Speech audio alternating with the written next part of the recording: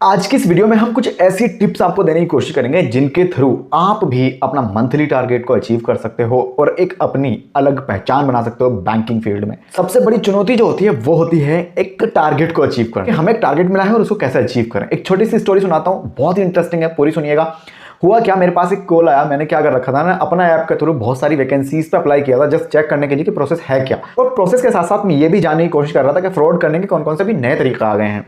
तो मेरे पास एक कॉल आई और ऑफिस टाइम नहीं था। कॉल आने के बाद उसने मेरे को बोला कि भैया आपने ऐसे ऐसे कोटक महिंद्रा बैंक में जॉब के लिए अप्लाई किया था क्या। उसको मैंने बोला हाँ मैंने किया था, वीडियो केवाईसी की पोस्ट के लिए। तो उसने मेरे को बोला कि अगर आपको कोटक महिंद्रा बैंक के अंदर नौकरी चाहिए तो आपको ना उनका सैलरी अकाउंट ओपन करवाना पड़ेगा। मैंने कहा ये बात वहां पर तो लिखकर नहीं दी थी और आप कहां से बात कर रहे हो। तो वो बंदा बताने में थोड़ा सा शर्मा रहा था। फिर मैंने उसको थोड़ा अपने रिलेशन के बारे में बताया, अपने यूट्यूब चैनल के बारे में बताया, अपनी ऑडियंस के बारे में बताया। फिर उसने मुझे सारी चीजें बता दी कि हमें एक टारगेट मिला था और आपने जो अप्लाई किया था ना एक जॉब के लिए, उन्होंने कहा कि जॉब तो सेकेंडरी है, देना ना देना कोई एक अलग चीज है, आप सबसे पहले इनके अकाउंट ओपन करिएगा। अच्छा एक बात बताओ, मैं ये कोटक महिंद्रा बैंक वालों से ही पूछना चाह रहा हूँ एंड आपसे पूछना चाह रहा हूँ, अगर आप एक बार किसी का बेवकूफ बना ही देते हो तो बार बार तो नहीं बना सकते ना। आपने अकाउंट खोल भी दिया, बंदा उसको मेंटेन ही नहीं करेगा, फायदा क्या हुआ।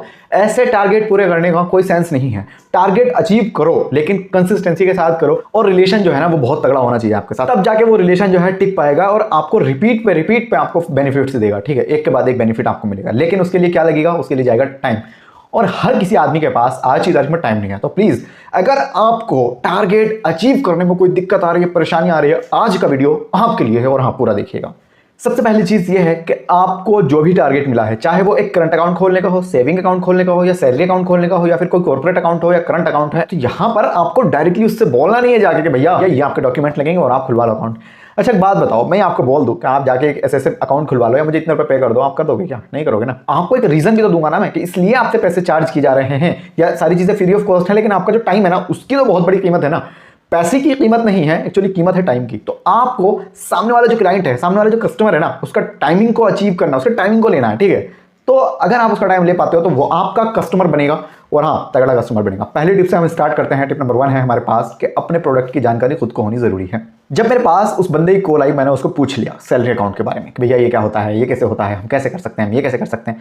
और उसने ज्यादा कुछ बताया नहीं और सीधा सिंपल सा जवाब दिया, भैया खुलवाना है या नहीं खुलवाना, आप ये बता दो बस। अब दोस्तों ये बताओ, जिस बंदे को उस अकाउंट के बारे में ज्यादा नॉलेज ही नहीं है, ज्यादा कुछ पता ही नहीं है, तो फिर वो बंदा मेरा अकाउंट कैसे खोल सकता है, या फिर मैं अपनी पर्सनल चीजों को कैसे शेयर कर सकता हूं जब वो मेरे बारे में कुछ जानता ही नहीं है, मुझे कुछ समझा ही नहीं पा रहा। बताओ, सबसे पहली चीज है यहाँ पे अपने प्रोडक्ट के बारे में खुद को जानकारी होना चाहिए अच्छे से, वो भी। ठीक है, मिसाल के तौर पर मैं आपको समझा देता हूं, ये एक चश्मा है। ठीक है, और इस चश्मे के अंदर जितनी भी खासियत है, कौन सी ब्रांड का है, यहां पर ये क्या लगा हुआ है, ये क्या लगा हुआ है, ठीक है, इसको क्या बोलते हैं, यहां पर स्क्रू लगा हुआ है, इस स्क्रू को क्या बोलते हैं, कितने mm का लगा हुआ है, इस प्रोडक्ट के बारे में A to Z जानकारी आपके पास होनी चाहिए, तब आप मार्केट में उतरिएगा। पहली चीज, अगर आपको इसके बारे में आधी अधूरी नॉलेज है। अब मैं गया एक चश्मा बेचने एक बंदे को, भाई साहब ये चश्मा खरीद लोगे क्या?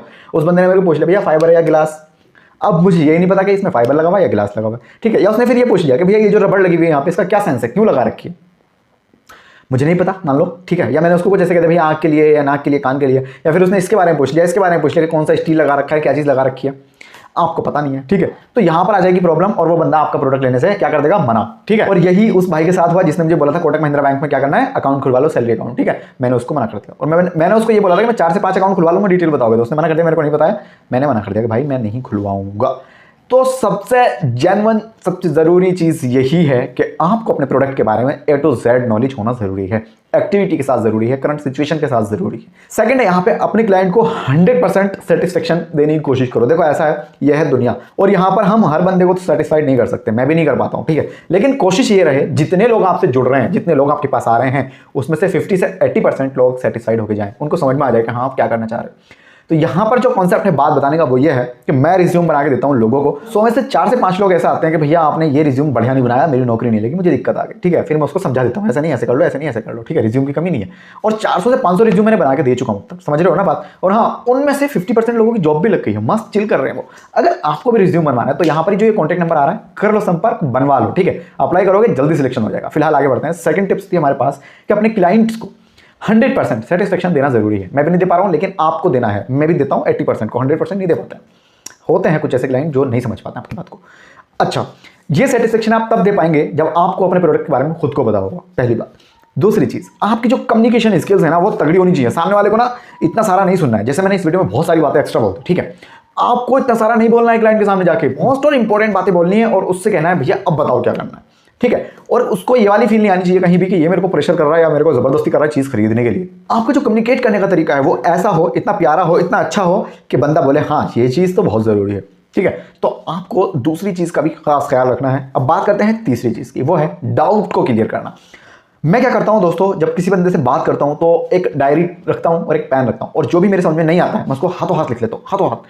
और फिर जब हमारी बात खत्म हो जाती है, ऑलमोस्ट फोन कटने वाला होता है, तो मैं उस बंदे से पूछता हूं भाई मेरे अभी 3 डाउट हो रहे हैं, प्लीज इनके बारे में और बता दो। बंदा भी बड़ा खुश होकर पूछता है कि हाँ यार बड़ा इंटरेस्टिंग बंदा है, इसको अगर कोई चीज समझ में नहीं आई तो पूछ ली इसने। ये नहीं कि टाइम वेस्ट कर दिया या जाने दिया, दिमाग से निकाल दिया, नहीं, ये बंदा पूछे ले रहा है। आपको भी यही चीज क्लियर करनी है। मान लो आप ये चश्मा बेचने जा रहे हो मार्केट के अंदर, सेविंग अकाउंट खोलने जा रहे हो मार्केट के अंदर, जो भी आपका डाउट है प्लीज कृपया करके वहीं ब्रांच के अंदर बैठे बैठे लोगों से कंसल्ट करो, चीजों को पूछो, कोई भी डाउट आ रहा है वहां पे कंसल्ट करो।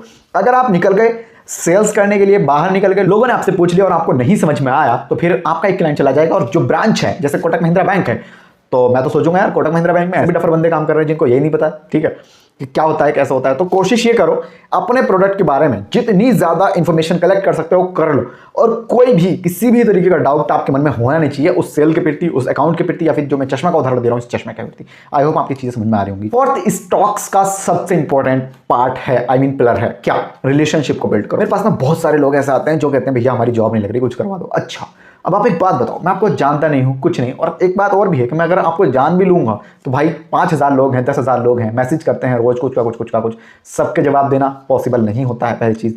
दूसरी चीज, सबसे रिलेशन बनाना भी पॉसिबल यहां पर नहीं है। तीसरी चीज, अगर मैं आपकी कुछ लोगों की जॉब लगवा भी दूं तो भाई चलो कुछ का भला होगा, लेकिन फिर भी एक मेजर ऑडियंस हमारी बच जाएगी जिनको जॉब नहीं मिलेगी, तो मैं तो अपने थ्रू ये पॉसिबल नहीं करा सकता। लेकिन यहां पर ये कॉन्सेप्ट नहीं है। कॉन्सेप्ट क्या है, रिलेशन को बिल्ड करना। आपकी सेल्स के अंदर जो सबसे अहम खास रोल प्ले करती है वो है आपका रिलेशनशिप। अब देखिए रिलेशनशिप क्या हो सकता है। मान लो एक कस्टमर के पास आपका है, जाके आपने उसको बोला भैया ये एक चश्मा है इस कंपनी का है, और आपने बहुत सारी बातें की उससे और वो बंदा सेटिस्फाइड हो गया, लेकिन उसको चश्मे की जरूरत नहीं है। घुमा फिरा के आपने उसको 100% सेटिस्फाइड कर दिया, लेकिन फिर भी उसने बोला भैया मुझे चश्मे की जरूरत नहीं है।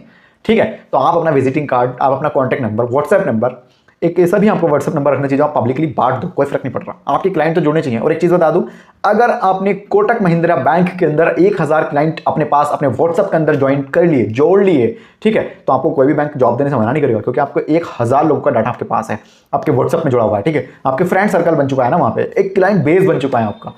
तो वो डाटा देख के ना कंपनी बोलेगी भाई आ जा तू और हम आपको समझा देंगे आप इनको दूसरी चीज क्या सेल करनी है। 1000 लोगों में से दूसरा आइटम अगर 500 ने भी खरीदा, बहुत बड़ी अचीवमेंट है अपने आप में। अच्छा, पॉइंट ये नहीं था, पॉइंट ये था कि रिलेशनशिप को कैसे बिल्ड कर। तो उस बंदे को आपने 100% सेटिस्फाइड कर दिया, चश्मा उसने देने से फिर भी मना कर दिया कि मुझे चश्मे की नीड नहीं है, आपने उसको अपना नंबर दिया। अब आप उसको बोलो कि भैया अगर आपके जानने वालों के अंदर से किसी बंदे को जरूरत है इस वाले चश्मे की, तो आप उसको प्लीज रेफर कर दीजिए, मेरा नंबर बता दीजिए, आप उससे कहिएगा कि बंदा बहुत अच्छा है, 100% जेन्युइन चीजें दे रहा है और चश्मा बहुत ही सही है अपने आप में। उसके फीचर मैंने आपको बता दिए हैं। ठीक है, अकाउंट्स यहाँ पे हो सकते हैं, क्रेडिट कार्ड हो सकता है, डेबिट कार्ड हो सकता है, एग्जांपल दे रहा हूं मैं। देन आपको क्या करना है, अपना डिटेल वहां पे छोड़कर, ठीक है, उसको बोलो आपसे हाईली रिक्वेस्ट है कि अगर आपका जानने वाला कोई बंदा आपसे पूछे आके तो उसे तो बताइए गई, लेकिन अगर कोई जानने वाला नहीं है तो आप प्लीज उसको कन्वे कर दीजिए, उसको आगे भेज दीजिए, मेरी थोड़ी हेल्प हो जाएगी। रिलेशनशिप या फिर रेफरेंस के थ्रू चीजें जो होती हैं वो 100% डन होती हैं, जरूरी होती हैं। और अगर कोई क्लाइंट आपके पास रेफरेंस के थ्रू आया है ना, वो क्लाइंट कभी भागेगा नहीं, जुड़ के रहेगा आपके साथ, क्योंकि वहां पर वो आया है किसी के सजेशन से।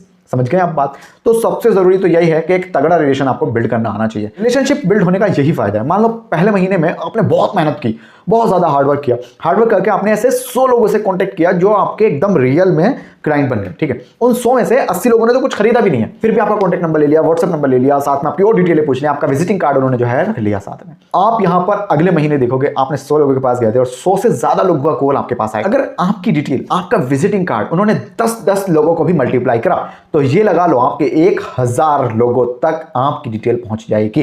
लेकिन कोई करता नहीं इतना लंबा, लेकिन हाँ अगर 10-10 लोगों भी किया और 10 लोगों ने 10-10 को किया तो भी 100 आपके क्लाइंट कंप्लीट हो रहे हैं यहाँ पे।